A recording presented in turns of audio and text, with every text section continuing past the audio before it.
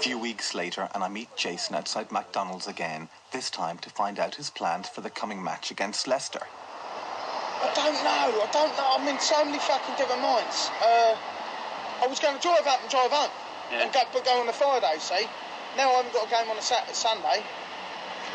I might I don't know what to do. Do you know what I mean?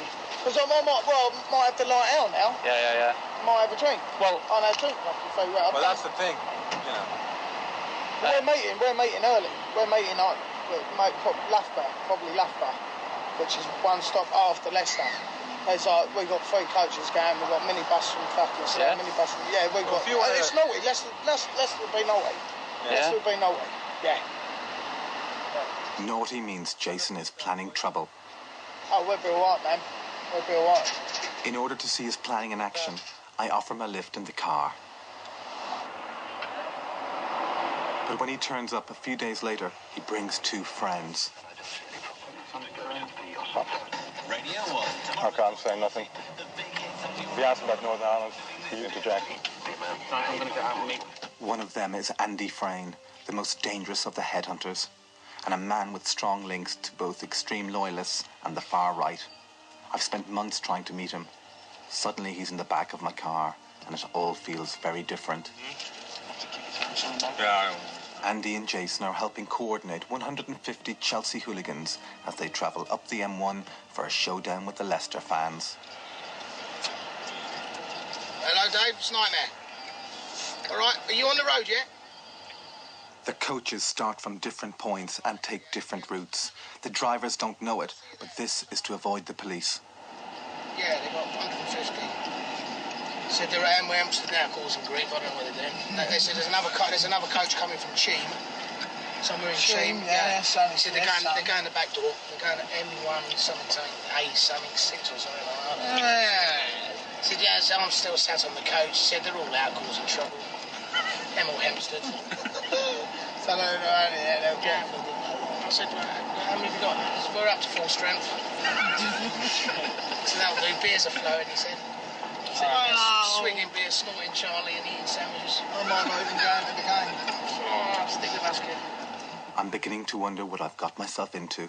I chew gum and smile nervously to try and cover up how uncomfortable I feel. That's John. John, where are you? What coach you on? It's a what? I'll fucking just passed you.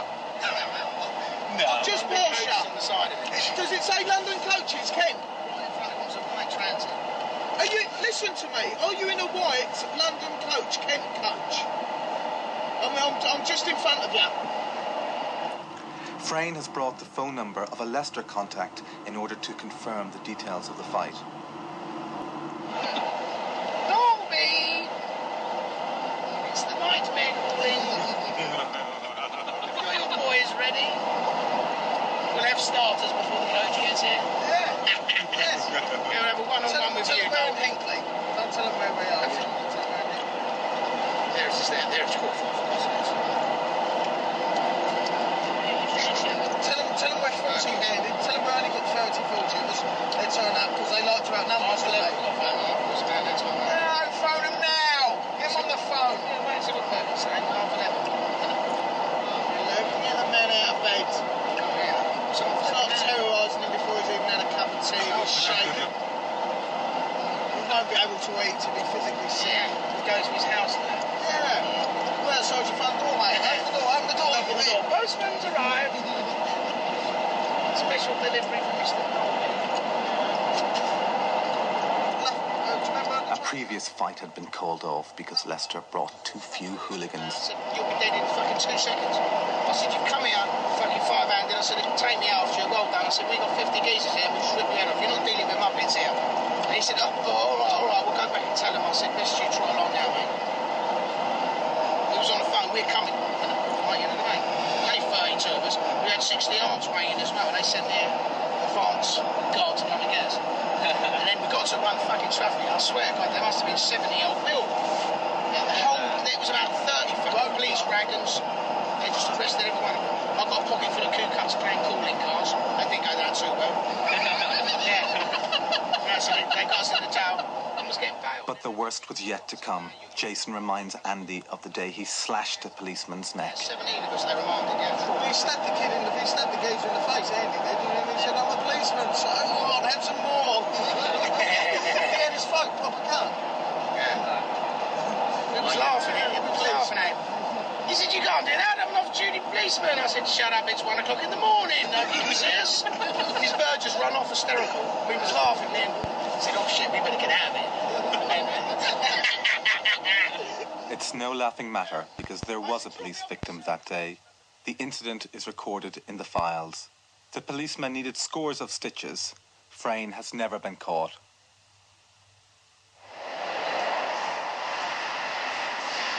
Eventually we stopped for petrol.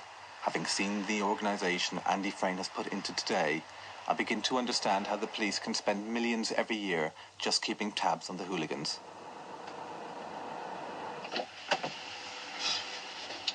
Andy Frayne is obviously impressed with the car. Sweet motor, isn't it? Hey? That's what you call style, isn't it? Yeah, I like that wife. It's a nice red and Mercedes. It's a nice colour, mate. It's fun. How much is this worth? I don't know a lot about motors. 25 grand? Yeah, at least. There you go. I'm dying, I'm only paying you. He said, no, he said, no, it's But he's not sure about me yet. What do you think? no, yet. Hello, mate. All right, listen. You know that boozer? Is that in Market Harborough? Oh, Narborough, because we're at the junction now, Narborough. All right, then. OK, then. Mariner and Frayne's coordination works, and 3 coachloads of Chelsea turn up at a village miles away from the Leicester ground. But the Leicester fans don't show up. Instead, there's a reception committee from the local police. Two coaches, I think. This outcome is no surprise to Jason. They won't turn up here. Nah. Let's have you hear what the old Bill said to me. Haven't you phoned them up yet? I don't care what they say. Some of our phones are tapped, man.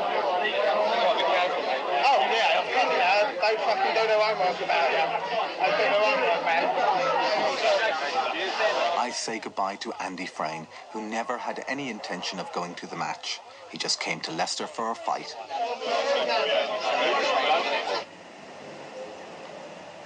Jason is travelling the last miles to the ground by coach, his plans for violence temporarily foiled. I leave him knowing that his pent-up violence must find an outlet somewhere, and on the way home, I listen to the radio with a sinking heart. Bit of aggravation in the crowd during the game with coins being thrown, and I think you're about to say some aggravation afterwards. Absolutely dreadful, David. Tell me about it. We were walking up the road and were charged by a group of absolute thugs. How many of them? There was about 20 in the group that I saw in the first sort of wave, shouting, goading, and punching and kicking indiscriminately. All right, mate. Later that week, Jason tells me what happened in Leicester. Ah, it was fucking going berserk, wasn't it? Going berserk. So what happened? Ah, it was just fucking left, right and centre. It was just happening, you know what I mean? Just fucking in the grounds, where it normally happens in the grounds, you know what I mean? Where they like in the corner bit, you know what I mean? They stand there and where we are. Saw a chap had a mobile phone and he was in hysterics. Laughing away, and I think he was possibly giving information to his fellow cohort that they'd had a little rumble. The child we were with was absolutely terrified. He's come home, put his hat and scarf down and told his mum that he doesn't want to go to football again. Well, that's awful. How old is he? He's 7. After the violence, Jason didn't go home. Instead, he went for a drink to mark a special occasion. 5 Chelsea had been charged with this attack earlier in the year. 2 of them were expecting to be sent to prison.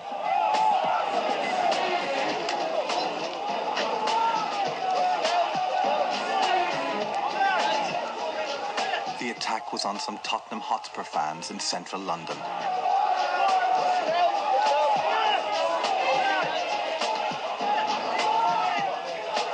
Chelsea used iron bars to beat the opposing fans and then smashed up the pub.